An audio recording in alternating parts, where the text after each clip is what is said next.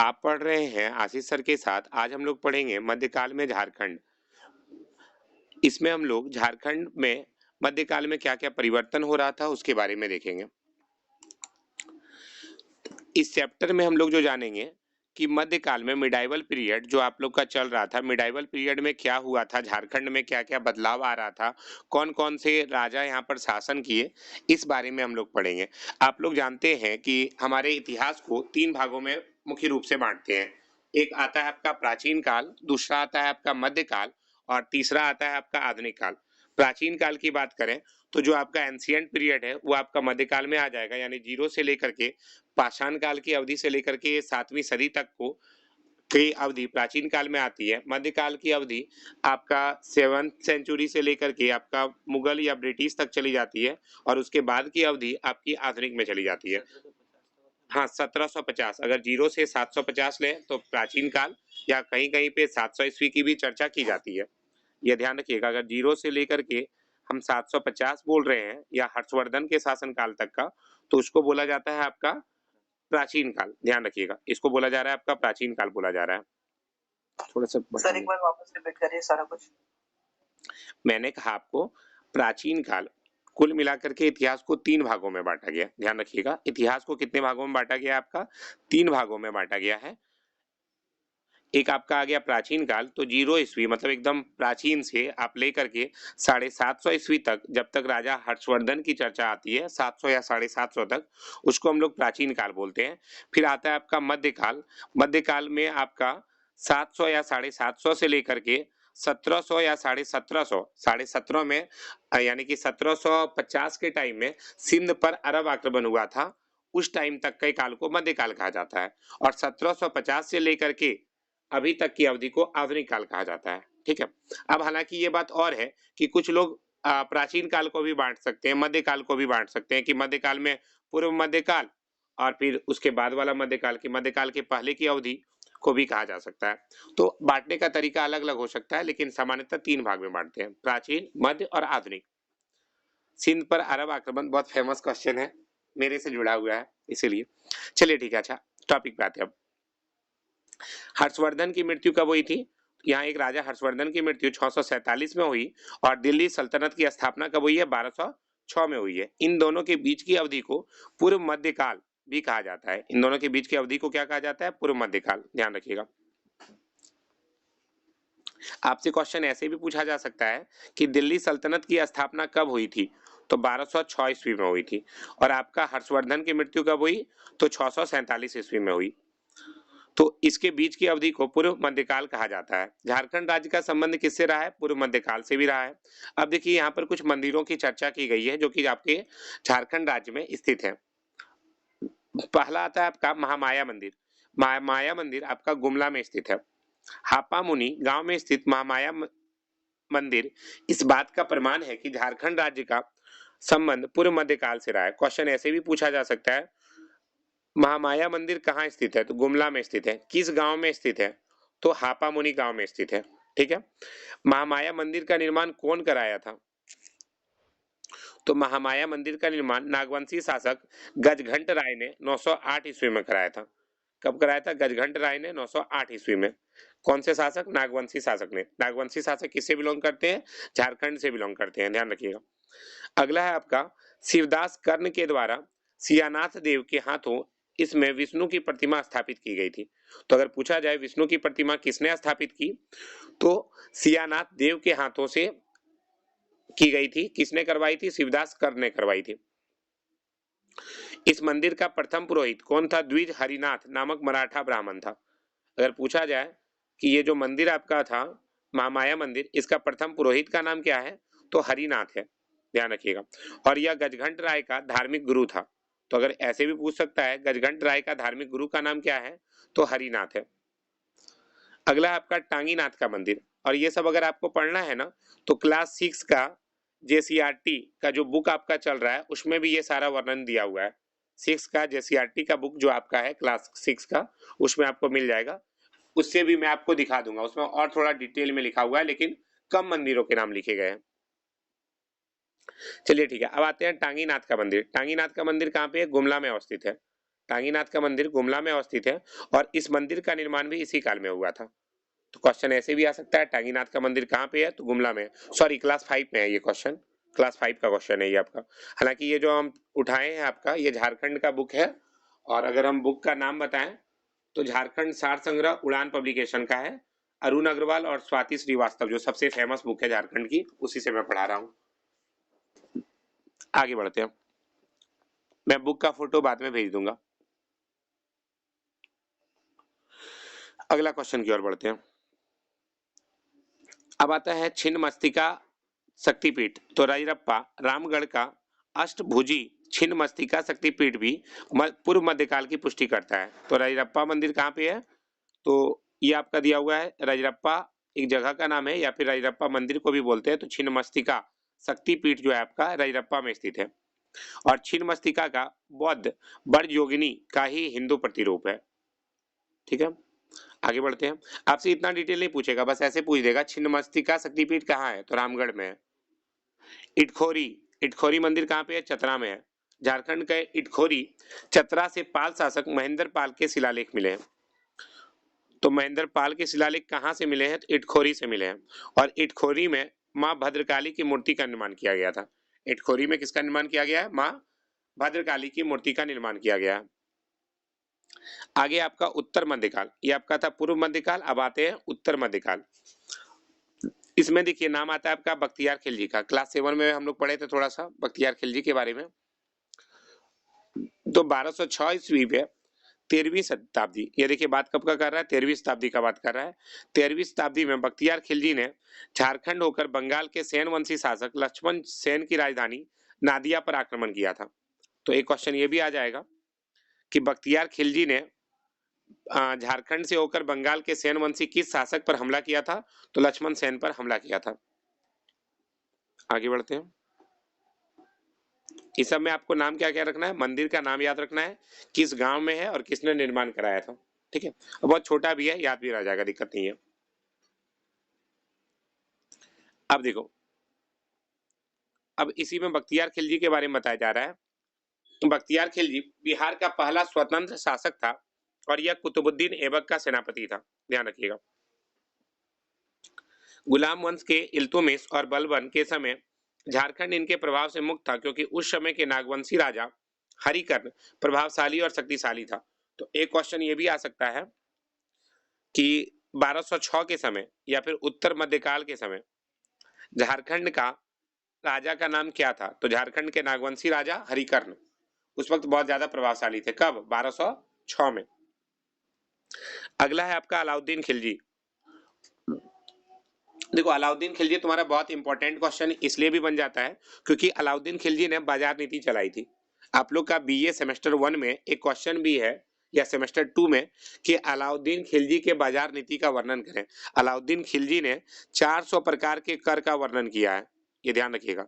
अलाउद्दीन खिलजी ने 400 प्रकार के कर का वर्णन किया है, और इसके लिए स्पेशली आपका बाजार व्यवस्था का वो किताब उस टाइम में पढ़ना पड़ता था। तो अलाउद्दीन खिलजी ने 1310 में अपने सेनापति छज्जू मल्लिक को नागवंशी राज्य पर विजय प्राप्त करने के लिए भेजा था। नागवंशी राज्य किससे बिलोंग करता है, झारखंड से, ध्यान रखिएगा। और अलाउद्दीन खिलजी के सेनापति छज्जू मल्लिक ने, और ये देखिए जो स्टार आपका किया हुआ है ना, ये सारा क्वेश्चन एग्जाम में आया हुआ है जिसमें इसमें स्टार मिलेगा। ठीक है, ये मैं नहीं कह रहा हूं, आपका ये बुक कह रहा है। ठीक है, ये आपका बुक कह रहा है कि जो जो तारांकित प्रश्न है वे सब एग्जाम में आए हुए हैं। तो अलाउद्दीन खिलजी के सेनापति कौन थे, छज्जू मल्लिक थे। इसने नागवंशी शासकों को कर देने के लिए विवश कर दिया था।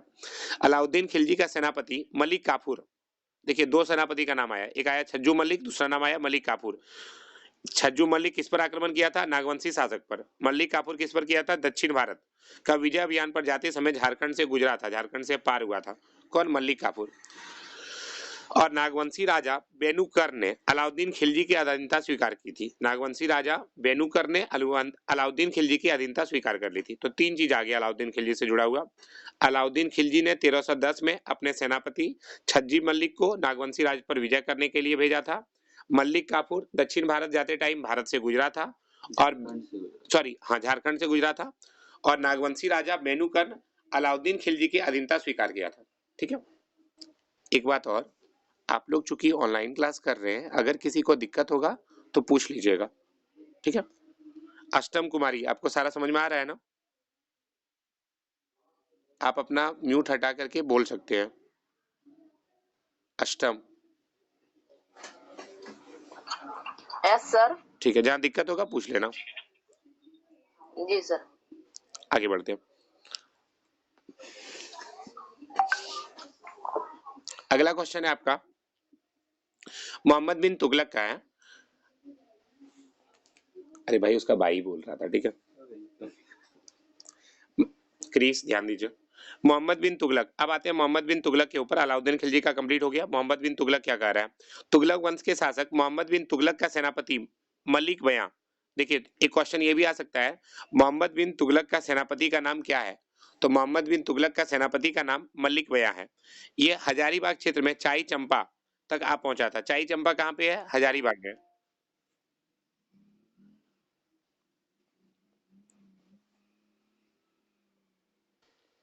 तुगलक वंश के शासक मोहम्मद बिन तुगलक ने का सेनापति मलिक बयां ने हजारीबाग क्षेत्र में चाई चंपा, जो हजारीबाग के पश्चिमोत्तर भाग में है, तक आ पहुंचा था, जबकि संथाली स्रोत के अनुसार यह आक्रमण इब्राहिम अली के नेतृत्व में हुआ। तो देखो कुछ कुछ चीजें बदल भी जाती है। आपका कारण क्या होता है कि ये डाटा चूंकि बहुत पुराना है, इसलिए यहाँ पर देखिए दो डाटा दिया हुआ है। एक संथाली स्रोत के अनुसार यह आक्रमण इब्राहिम अली के नेतृत्व में हुआ था। कहाँ पे? चाई चंपा में। कौन किया था? मोहम्मद बिन तुगलक का सेनापति मलिक बयां किया था। और इस आक्रमण के दौरान इब्राहिम अली द्वारा बीघा के किले पर अधिकार के बाद संथाल लोग यहाँ से भाग गए थे। आगे आपका मलिक बयां ने हजारीबाग के चाई किला को जीतकर फतेह खान दौरा का हवाला कर दिया। अगला है आपका मोहम्मद बिन तुगलक ने छज्जुद्दीन आजमुल मुल्क को सदगावा कोडरमा का शासक नियुक्त कर दिया था। तो एक क्वेश्चन ये भी पूछा जा सकता है, कोडरमा में एक जगह है जिसका नाम है सदगवा, या फिर सदगवा कोडरमा को कहा जाता है। ये बात आप ध्यान रखिएगा। इसी का शासक नियुक्त किया था। किसको? छज्जुद्दीन आजमुल मुल्क। तुगलक के काल में नागवंशी राजा हरिकर्ण था। अब देखिए एक चीज और आपका आ रहा है कि झारखंड में तुगलक के टाइम में कौन से राजा थे? राजा हरिकर्ण थे, ध्यान रखिएगा। आगे है आपका, देखिए अभी फिर आपका आ जा रहा है हजारीबाग का सदगवा, जो कि कोडरमा के नाम से भी फेमस है। इस पर फिरोज शाह तुगलक ने भी आक्रमण किया था। फिरोज शाह तुगलक ने बंगाल के शासक शमसुद्दीन शाह को पराजित कर हजारीबाग के सदगवा कोडरमा क्षेत्र पर विजय प्राप्त किया था और इसे अपने जीते हुए क्षेत्र की राजधानी बनाई थी। किसने? फिरोज शाह तुगलक ने। हम बाद में क्वेश्चन पूछेंगे आपसे, तो थोड़ा ध्यान से देखते चलिए। अगला आपका लोधी वंश। लोधी वंश का प्रारंभ किसने किया था? इब्राहिम लोधी ने। आप लोग सभी जानते हैं, इब्राहिम लोधी से परिचित हैं। तो लोधी वंश के सुल्तानों के प्रभाव से झारखंड लगभग मुक्त था। इस काल में छोटा नागपुर पर शासन करने वाले नागवंशी राजा प्रतापकर्ण, छत्रकर्ण और विराटकर्ण थे। ये सब क्या है? छोटा नागपुर। आपकी जानकारी के लिए बता दें, पहले झारखंड को छोटा नागपुर के नाम से जाना जाता था। अभी आप बोलिएगा सर झारखंड का तो परगना में आ जाता है छोटा नागपुर। बिल्कुल परगना में आता है, लेकिन उस समय में झारखंड को छोटा नागपुर कहा जाता था। पहले हम चर्चा कर चुके हैं इस बात का। इस पर एक कविकार ने बहुत अच्छा गाना भी लिखा है, कत्ते सुंदर लागे है छोटा नागपुर। ये एक बहुत अच्छी कविता भी इसके ऊपर लिखी गई है, मुझे अभी थोड़ा सा याद नहीं है, लेकिन इसको लिखा था आपका दीपक सवाल ने इस गीतकार को गाया था, जिसमें बोला गया था, ओ दादा रे कते सुंदर छोटा नागपुर, छोड़ी के तोए जाए कहाँ दूर, ओ दादा रे कते सुंदर छोटा नागपुर। ठीक है, तो ये आपका खोट्ठा लोकगीत भी है जिसे दीपक सवाल ने किया। ये भी आपका क्वेश्चन है खोट्ठा से, क्या बोले तो झारखंड से भी रिलेटेड है। आगे बढ़ते हैं। अगला है आपका लोधी वंश के समकालीन उड़ीसा के गजपति वंश का सामना भी झारखंड को करना पड़ा था। अगला है आपका कपिलेंद्र गजपति। अब देखिए क्वेश्चन आपका आ गया, पूछा जा सकता है गजपति वंश का संस्थापक कौन है? तो गजपति वंश का संस्थापक कौन है? कपिलेंद्र गजपति, जो उस समय दक्षिण पूर्व भारत का एक शक्तिशाली शासक माना जाता था। आप जानते भी हैं कि उड़ीसा को जिसे कलिंग के नाम से भी जाना जाता है, इसका युद्ध जो हुआ था वो अशोक के साथ हुआ था। कलिंग युद्ध बहुत फेमस युद्ध है जिसमें भीषण रक्तपात हुआ था और अशोक ने उसके बाद फिर कभी तलवार न उठाने की कसम खा ली थी। अब आता है कपिलेंद्र गजपति, हम देख लिए। अब इसके बाद आता है आपका, ये दक्षिण पूर्वी भारत का एक शक्तिशाली शासक था। उसने संथाल परगना तथा हजारीबाग को छोड़कर नागवंशी राज्य के बहुत बड़े भूभाग पर अपना प्रभाव स्थापित कर लिया। 1494 में, देखिए 1494 में सिकंदर लोदी के भाई से जौनपुर के शासक हुसैन शाह सरकी ने झारखंड के साहिबगंज में शरण ली थी। मतलब भाग करके कहाँ छिप गया? झारखंड में। तो कहीं ना कहीं झारखंड थोड़ा अच्छा होगा, तभी तो वहां पर जाकर के छिप रहा था कोई राजा। अब आता, झाड़ी के कारण। बिल्कुल, अच्छा, झारखंड को झाड़ी यहाँ पर बहुत ज्यादा था, वो भी कारण है, और यहाँ के राजा भी शक्तिशाली थे, नागवंशी राजा सब थे। आगे आपका, इसका अर्थ ही होता है झाड़ झंखाड़ वाला प्रदेश। झारखंड का अर्थ है झाड़ झंखाड़ वाला प्रदेश, बहुत अच्छा। आगे है आपका आदिल शाह द्वितीय, बीजापुर का शासक। अब एक क्वेश्चन ये भी आ सकता है, बीजापुर का शासक कौन बना था उस टाइम? आदिल शाह द्वितीय। यह कब की बात हो रही है? मध्यकाल की बात हो रही है, मतलब 1206 के आसपास में। बीजापुर का कर्नाटक में है। अब बीजापुर है कहाँ पे? तो कर्नाटक में है। अच्छा, चलिए, अच्छा है।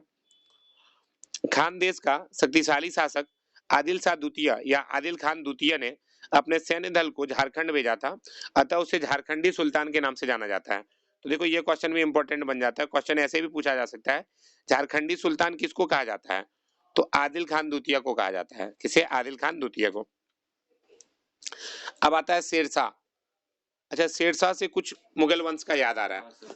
संजना कुमारी, आप बता दीजिए, मुगल वंश में पहला कौन सा मुगल था जो कि भारत आया था? पहला मुगल कौन था जो भारत आया था? संजना, अंजलि, आप बता सकते हैं? नहीं बता। बाबर। बाबर, ग्रीस की तरफ से पहला मुगल जो है आपका आया था, वो आपका बाबर आया था। वो फरगना का शासक था। हाँ, बाबर जो है आपका फरगना का शासक था, और ये 12 वर्ष की उम्र में ही राजगद्दी पर बैठा था। बाबर के बाद आया था आपका हुमायूं, हुमायूं के बाद आया था आपका अकबर। लेकिन हुमायूं जब आया था, तो हुमायूं यहाँ पर 1530 से 1536, सॉरी, ये आपका थोड़ा सा डाटा इसमें नहीं, गलत नहीं है, मिक्स कर दिया है। इसको ऐसे लिखना था, 30 से 40 लिखना था यहाँ पे। 10 साल शासन किया था। उसके बाद शेरशाह सूरी हुमायूं को पराजित कर दिया था। ठीक है, शेरशाह सूरी उसको पराजित कर दिया था, और उसके डर से हुमायूं जो है 15 साल तक छिपता रहा था। ठीक है, तो उसी टाइम आपका शेरशाह सूरी आए थे। तो शेरशाह सूरी के बारे में थोड़ा सा पहले पढ़ लेते हैं, उसके बाद आगे पढ़ेंगे।